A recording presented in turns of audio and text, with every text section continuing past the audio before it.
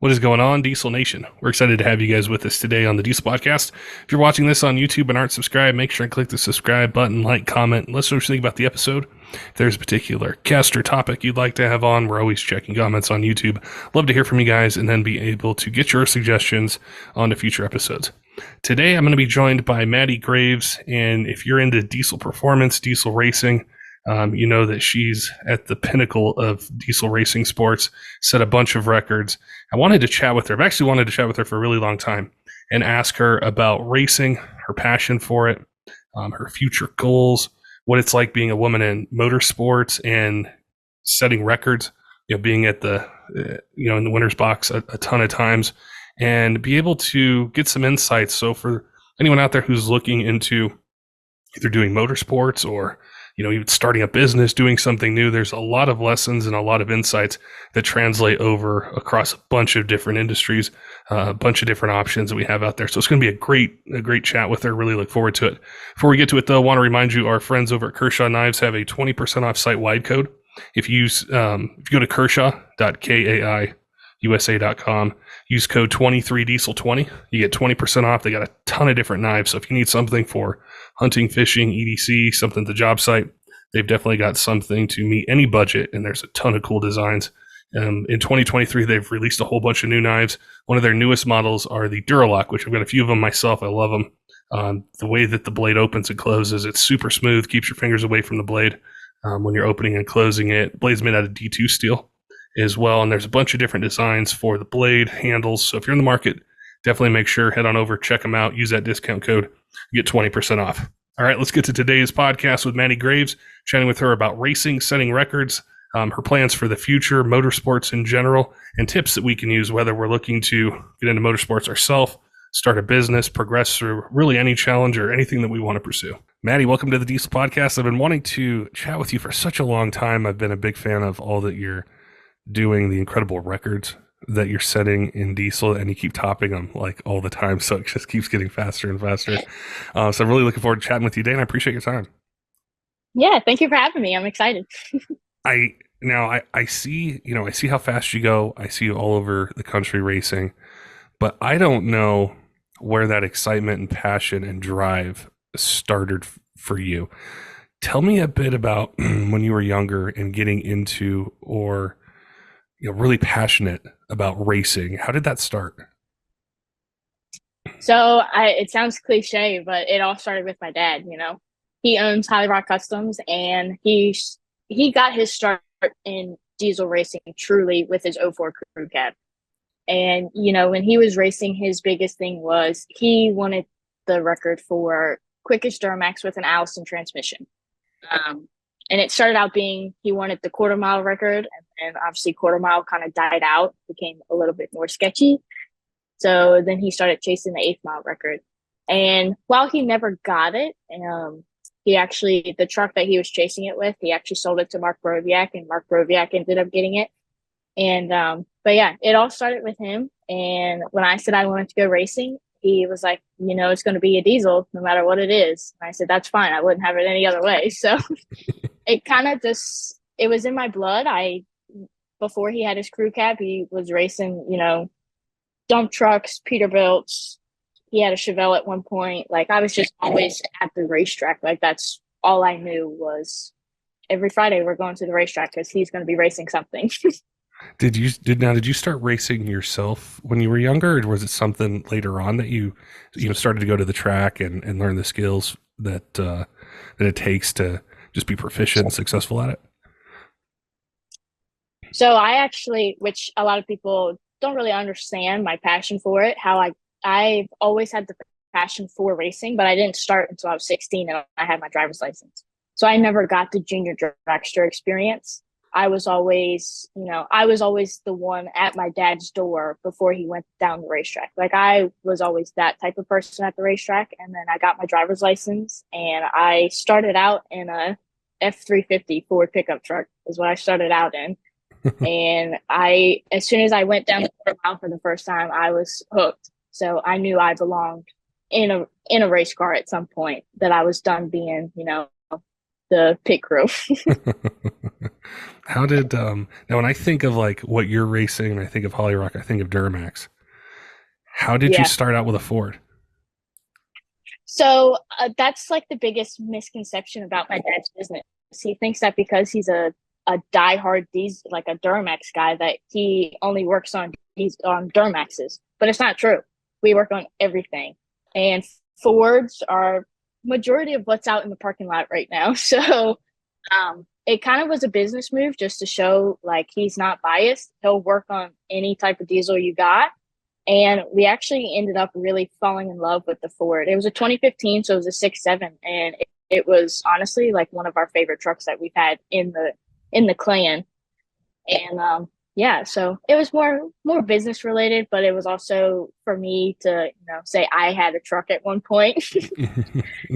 That's really interesting because I think a lot of times from the outside looking in, whether we're following media or social media or YouTube, and we see people who are successful race trucks, race teams, we think that's all that they work on or all that they specialize in.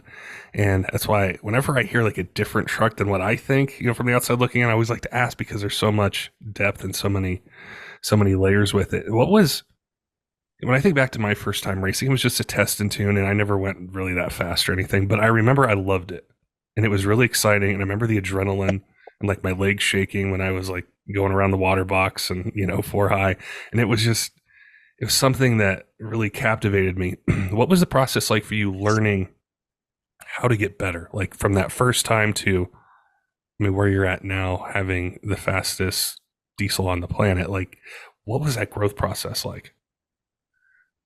I think honestly, from my truck to getting into the dragster, it was all just about procedure and doing the same thing every time. Once you're lighting up the beams, everything goes out the window. It's just more about focus at that point. But like even like you said, you have to drive around the water box. You have to make sure the truck is in four high. Like you have to make sure tow haul is on or off. Like it's all these little things that you have to pay attention to. But then, once you light that first beam, it's like everything just shuts off. And now all you're worried about is going down the track as straight as can be, as safely as possible. So it's kind of, the transition was obviously hard because I've never been in a true race car before. So like the biggest thing was just the difference in wheelbase. I'm in 272 inches, so I can't just whip around the corner of the racetrack like I could in my pickup truck. Yeah. And but yeah, it was kind of just like the same thing of walking myself through the process. Once I got into the dragster, it was like, okay, make sure this button's on, make sure this button is off, watching your oil pressure, making sure that one of my guys is turning on CO2 and nitrous. And it was kind of just like the same thing, but it's, I still feel the same way when I light that first beam. Everything just disappears and it's just me and my race car on the racetrack. Does it become like second nature? And the reason I asked that is I did a podcast with Johnny from Stainless Diesel, and I know he's a big fan of what you're doing and what you guys do. And he was talking to me. I love Johnny. Yeah, he was talking to me about how everything becomes automatic. And I thought, okay, when I would race, it wasn't automatic. It was just like, oh my God, I'm building boost. Okay, leave at the right time. And then it was just like, hold on and go. But at the level and the skill level that you guys are at, the way he explained it to me was just, it was like walking. It was like doing anything. It just became like second nature. Yeah, I think I'm to that point now where if I got into another pickup truck and just went to my racetrack on a Friday night or something, I probably would completely mess everything up. Because I'm so in tune with my race car that like I know what it sounds like. I know what it should sound like. I know when something's wrong and I probably shouldn't leave the line. But and I don't say that in like I'm better than everybody else way, but in my short 3 years that I've been in this car, I feel like I've really have learned the car through and through. So it kind of is second nature. Like even when Andre makes his little changes, I'm aware of that and he tells me, and then it just gets thrown right into the process, and it's just this is what needs to be on, this is what needs to be off, this is what my RPM is, and it's just consistent. So when you're in that same process for so long, it comes second nature. Like I know what is and what isn't. There's so many questions I have for you, and it's like one reason people can tell these aren't scripted because I'm going to bounce all over the place. But you just gave me a bunch of questions and ideas. Is I remember you had mentioned recently on a social media post, Andre tunes your vehicle, right?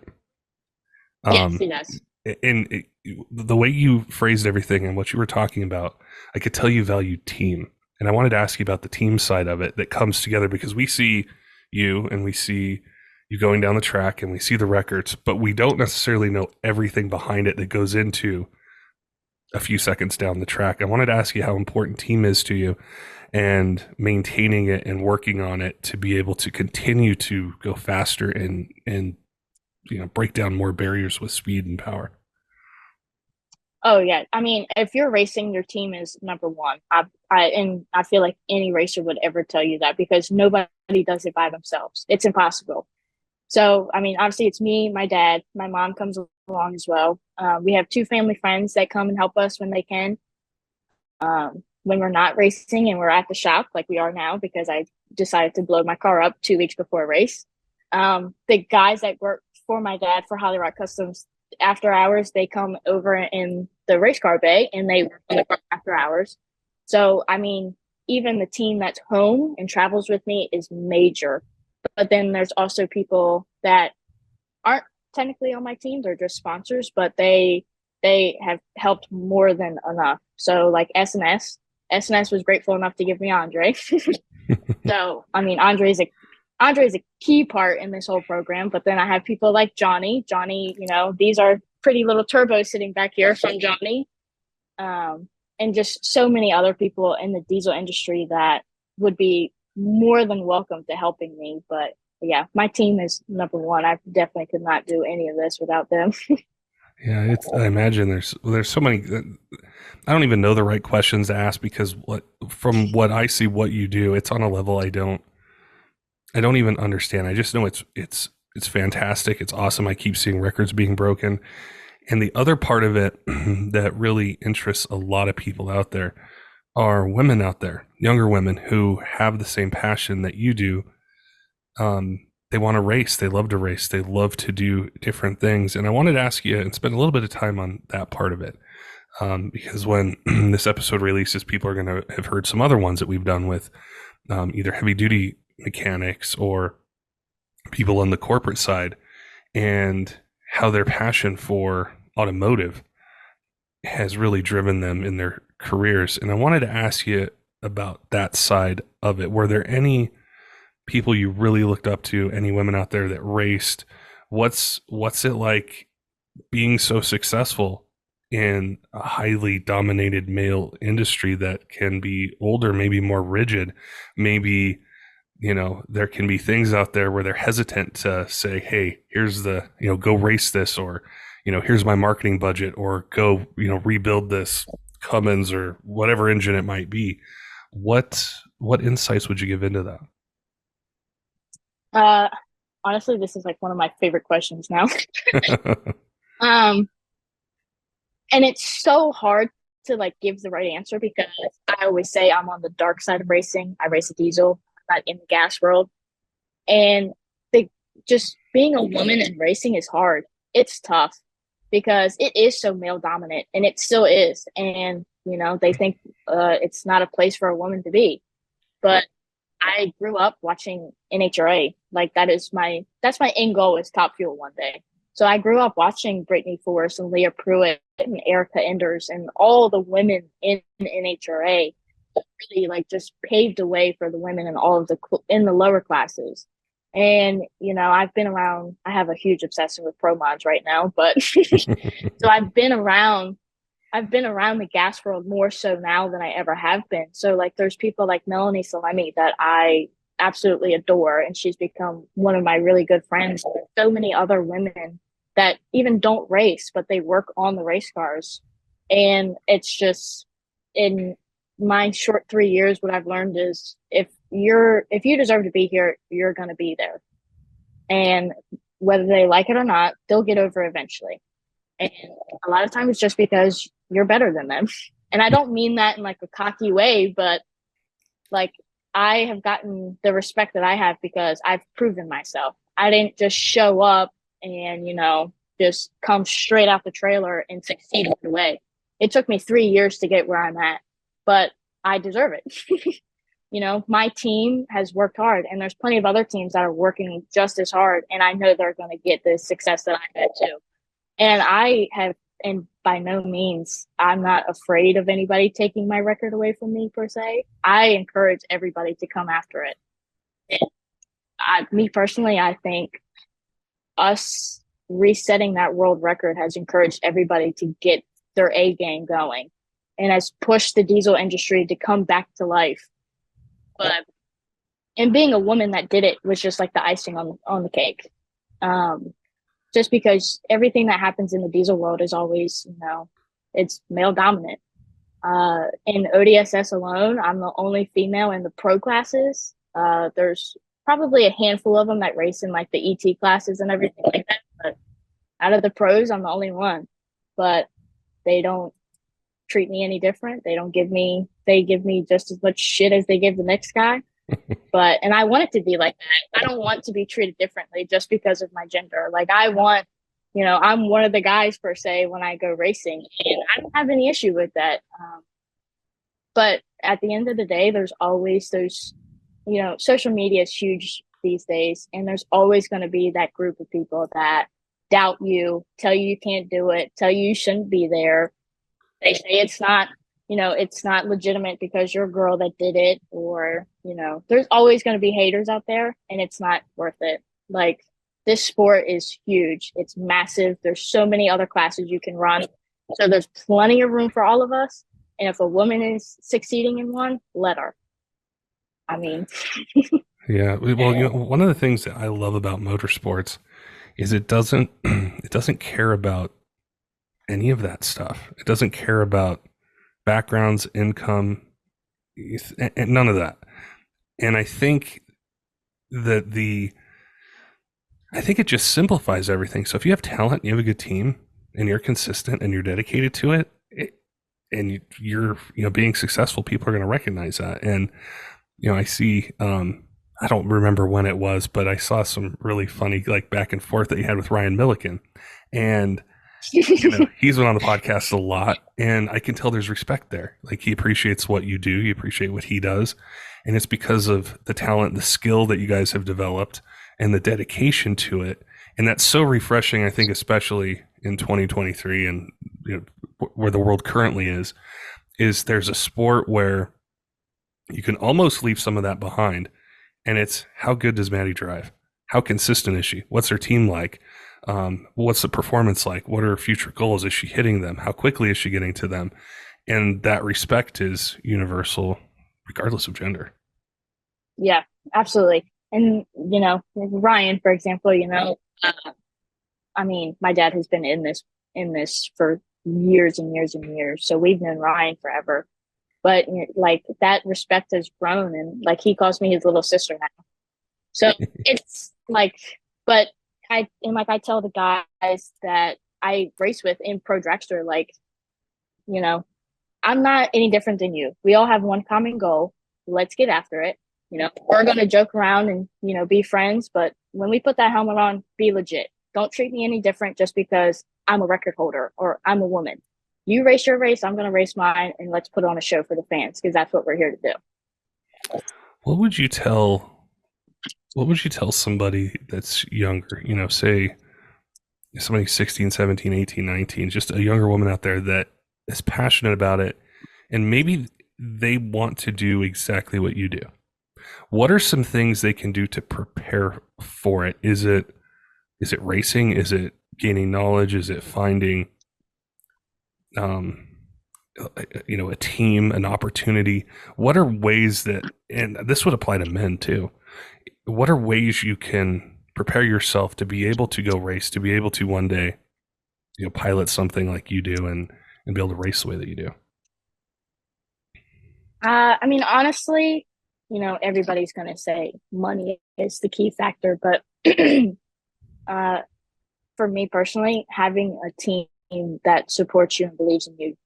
And first and foremost, before you go get that team, you need to believe in yourself. If you don't think you can do it, then don't waste the time and the resources and the money to see if you like it or not. So be devoted to yourself and your passion first, and then find those people that share the same goals as you. And I found those people. And then with that, I didn't start with as many sponsors as I had. Yeah, I mean, it was, my dad's company, Holly Rock Customs, couple of my local sponsors, which are just local businesses here. And from that, then you start to build your resume and you start to get, numbers to your name per se. And that's when you start to find companies that also resemble the same goals as you. And that's my biggest thing. I don't call myself like a marketing professional by all means, but when a sponsor approaches or a company approaches me to sponsor, I always look to see how they treat their other, racers that they sponsor. And I also want to share the same goals as them. So that's why I have so few sponsors, because I'm very selective. And honestly, from there, depending on which route you go, because I've heard everybody's different opinions when you race in a different circuit. There's a lot of people that aren't supported. But once you find where you fit in, it's the easiest thing ever to just, go straight to the top, because the support, if you're in the right group, is just there.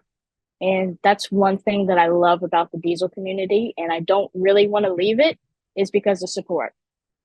We can all act like we hate each other and talk shit and this and that and, go banter back and forth. But at the end of the day, if we need something, I know so many people I can go to, and they'll take the shirt right off their back for me.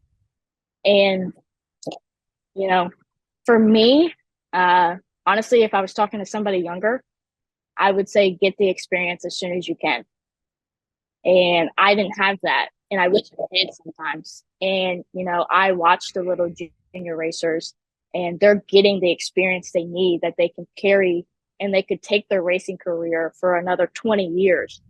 And there's going to be people who have race cars that are going to look at them and say, well, they have 20 years experience, so I'm going to pay them to race my race car over somebody who's only been racing for 3. So experience is number one. If you have the resources to get in the junior, do it. And then just take off from there.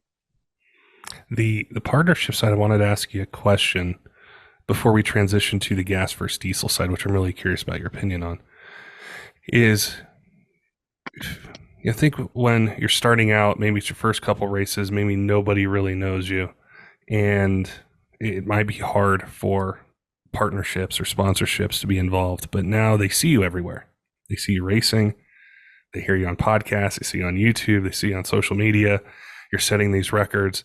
I imagine the inquiries go up from there, and companies say, oh, I want to work with you, I want to have my logo on the side, I want you to talk about it, or have it on your uniform or helmet or something like that. How do you sift through all those proposals or those inquiries or those companies that reach out to you to really find the right partners? Like, I know you had mentioned how do they treat other racers, but I think there can be a misconception in diesel, especially like even on the truck side, the pickup truck side, whether it's ET or any of those, where people think, well, I just need as many sponsors as I can get. I'm going to have any company that'll work with me. I'm going to work with them. And one of the things I've seen from my perspective is not all partnerships are good. Not all of them help you, help the company. And it's so hard to be selective when you have kind of I don't want to say requirement, but the money side does play a role, whether it's traveling, fuel, lodging, things like that people do. There can be this inclination to say, okay, I'll take the money or I'll take the support. And then it ends up not being a very good relationship. So what advice would you give someone to select the right one and be able to have good partnerships? So, and I know everybody's different. There are some racers where they will work with the company strictly just because the money is there. The companies offer them X amount for, A, B, and C in return. For me and my team personally, we I don't look at the money side of things. I'm more so product. What can you physically help me with on my car? And, and the support. So we have S&S, and they're major all throughout the diesel community. And, with S&S, I got Andre, who is my tuner. But like when I blew this engine up, like they pulled the injectors out and overnighted them, and I'm already going to get them back. So it's that support that you get, and it's the resources, and they're always at every race that we're at. So we know that if we need anything, they're there. They're going to help us. So it's things like that. And it's the same thing with like Hot Shot Secret. Kyle Fisher is at every race with us. And he comes and sees us as soon as we get there every time. He's like, what do you need? Do you need trans fluid? Do you need oil? What do you need? So it's that support that you get. And, I'll happily rep anybody that is there and they mean it. They genuinely give you the help that you need. And there are some people who, genuinely need the money to continue going racing. But I look at it as, this industry is small, but it's not that small. So any help that you can get, take it. And that's what we do. I look for sponsors that are actually going to help my race program as a whole and give me more than just money or product. That's really good advice, because I think when you mentioned like overnighting injectors, or you're at a race and S&S is there, Hot Shot Secrets, that is worth money, even though it may not be, somebody handing you a bag or an envelope or a wire transfer or check or something like that. That's money. And if you can be on the track and you get to, get it back up and running and go out there, then that's worth a lot. In some ways, even more than money. Yeah. And, I help them out, social media is, that's what most companies ask for. They'll give you a number and say, I'll give you this if you, make 3 posts on social media and get X amount of views and, this amount of engagement. And it's kind of a mutual thing, S&S will post any and all of us whenever we tag them in something. And Hot Shots is the same way, but they do the same for, they make YouTube videos on us. Like Hot Shots just posted one about everybody in the dragster class. And then I do the same, I wear their merch in my YouTube videos. I tag them in everything that I post. And it's just a mutual respect that we give each other, because we know we're helping each other out at the end of the day. When I think about the gas versus diesel side, my perspective is more so from like the daily driving, towing perspective, and everything that's gone on with the diesel side. And then there's these hybrid things, and there's so many different aspects to it. But the racing side, I don't know a whole lot about. Like Ryan talked to me years ago about like retiring or selling his truck, and he was going to do the Nova. And I've had Bed Shaddy on to talk about his, and I know Hot Shots is doing some, or Fire Punk is doing some stuff and everything. What's the landscape like for gas versus diesel? And you had mentioned wanting to get into, a different class, a different type of racing in the future. Help me understand what it's like on the motorsport side of diesel versus gas and the future of it. So there's actually a lot, and we think about it all the time, just because I want to be in a pro mod at some point. And, everybody's like, oh, okay, we'll just build a diesel pro mod. And I kind of break their hearts when I tell them that I don't want a diesel pro mod. But there's a lot that goes into it. And when you go gas racing, even in like a dragster, because I do run PDRA, so I run with gassers every once in a while. And that was a whole new world for us. And especially for PDRA, because they don't really race with diesels. I think Jarrett went to one race last year, and it was a learning curve, a big one, just because, we're a diesel. We have to sit at the line and spool. And when you're racing a gasser, for one, they can't run that long. And for two, it's kind of rude and inconsiderate to let them sit on the line, on the rev limiter for that long. So it was a huge learning curve, but once we got over it and we got our routine down packed and we respected theirs, it was like they just opened right up and let us in. But even on like the maintenance side of things, like I have so many friends that race pro mods, and it's just, watching what they do after every pass. It's like, well, I don't have to do that. I get my car back to the pit and I just hook the trans cooler up to it and it's done. They're pulling the valve covers off, they're checking the valves, they're putting new spark plugs in, and it's a lot of work. So from certain aspects, racing a diesel is easy. But at some point, I would like to progress a little bit more, but I'm not in any rush. Is it the overall, is it a performance difference between the two? Like how fast you can go? Maybe the arena or the size of it is bigger, or what's the main driving force in your future goals to be able to do that? It's definitely just progression in, the performance.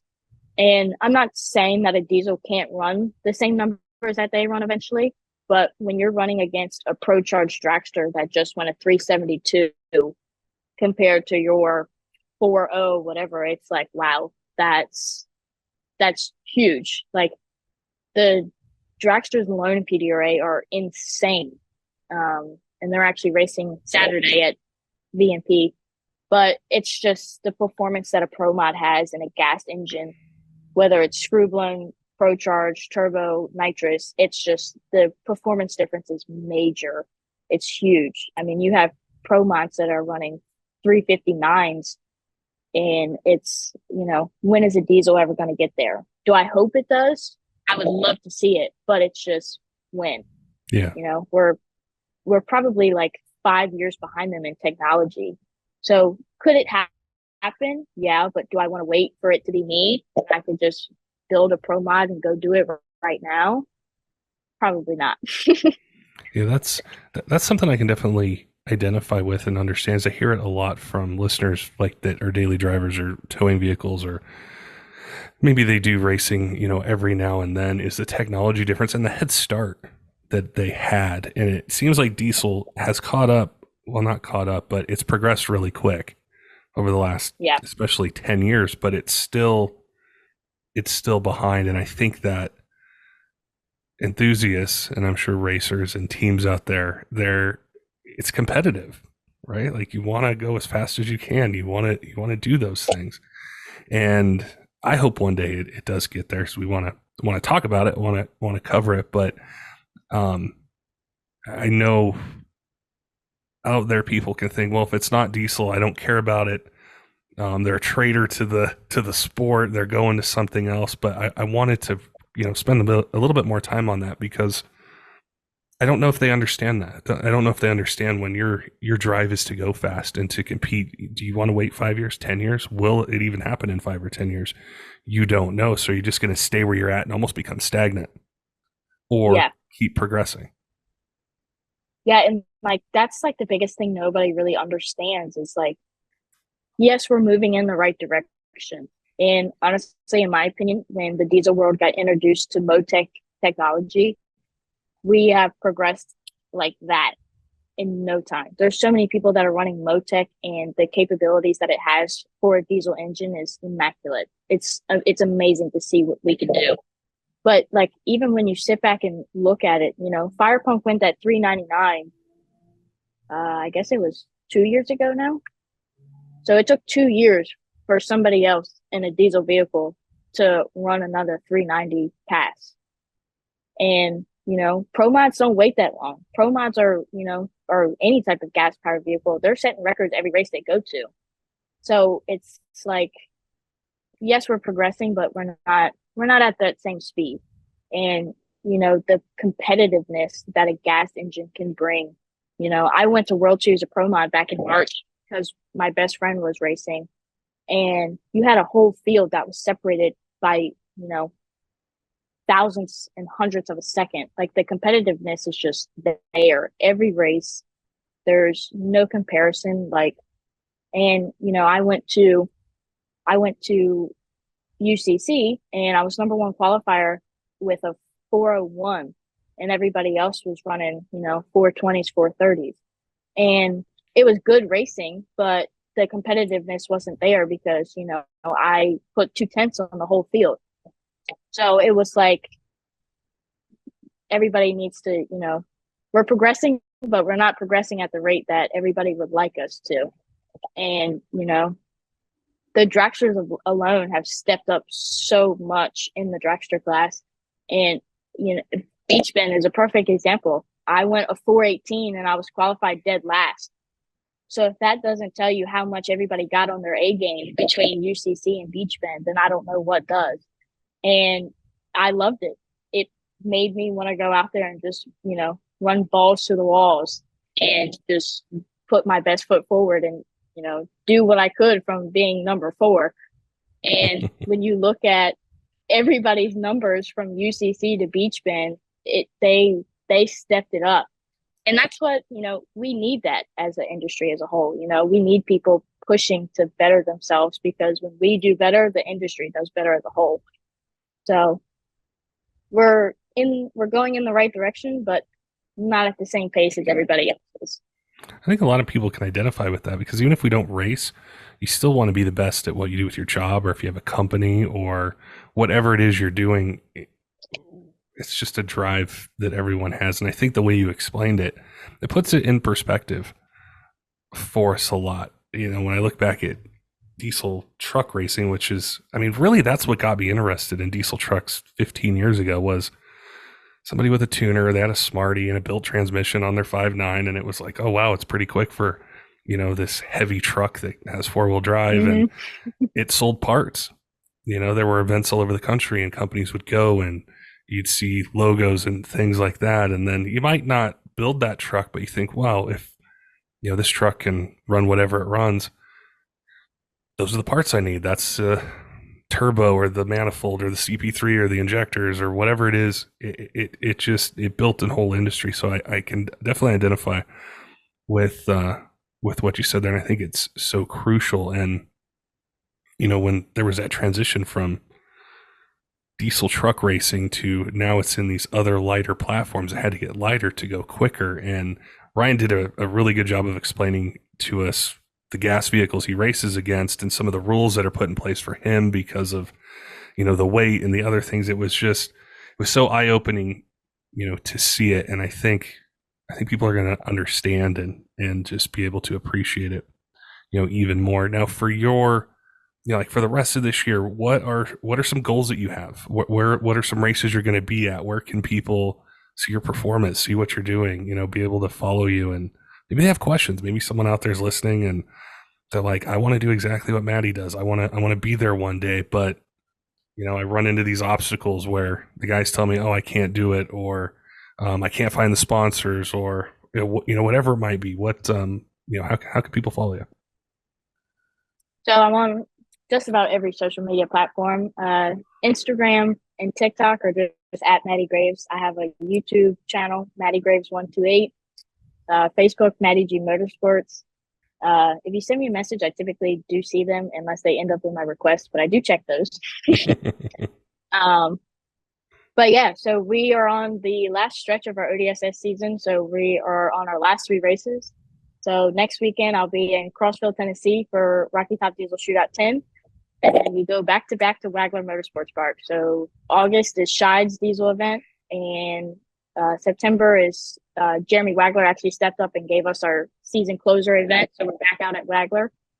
The plan is to also run a couple more PDRA races. So I might possibly be in Galat for North Carolina race, and then PDRA World Finals at Virginia Motorsports Park. But yeah, we have one goal in mind right now, and that's the ODSS championship. I'm number 1 in points. Hopefully it stays that way. It might not, you never know. But that's our number 1 goal. And then I am the ODSS Pro Dragster class record holder. And I'm a world record holder, but I've never run a 3-second pass at a diesel race with my diesel people. So that's a secondary goal. If it happens, it happens. If it doesn't, no biggie. But our main goal is championship this year. Very cool. Well, I said, I've been following it and seeing what you've been doing for quite a long time. And I've wanted to connect for a while to just be able to know more about you, the vehicle, your goals, insights that people can use for, we talked about racing, but a lot of the things you mentioned they're universal topics for business. They're for just getting, better as a person, pursuing something, going after a goal, maybe overcoming obstacles. So it was really cool to chat with you. I look forward to seeing what you do, not just in diesel, but one day in gas, and hopefully we can connect, in the future, and I can say, hey, remember when we did that podcast way back when, and look where you're at now, and all that stuff. So it's really, really cool to chat with you. Yeah, I enjoyed it. Thank you for having me. Don't forget, diesel fans, make sure and head on over to kershaw.kaiusa.com. Use code 23diesel20 for 20% off site wide. It's a great way to save some money, get some really cool gear. So if you're in the market for a knife for EDC or hunting, fishing, something job site around the house, they've got you covered with a bunch of different knives, and they're all priced to meet, whatever your budget is. You get quality and a bunch of different choices. We chatted with them in January about some releases that they were planning for this year. And one of the newest releases are the Duralock models, which it's got a really smooth opening mechanism, keeps your fingers away from the blade when it opens and closes. And there's a bunch of different choices for blade shape, blade length, different handle designs. And the blade's made out of D2 still. So it's a really solid knife to use however you want to use it, depending on the task at hand. They've definitely got you covered. So make sure head on over, use that discount code, and get 20% off site wide. Also want to give a shout out to some of our Patreon supporters: Tyler Loewen at 23 Diesel, J. Cole John, all of our other Patreon supporters, all of you who subscribe on YouTube, podcast apps, follow us on social media pages. We appreciate your support here in year 7 of the Diesel Podcast, and look forward to bringing you more of the content that you guys want to hear in 2023. Until next time, keep the shiny side up.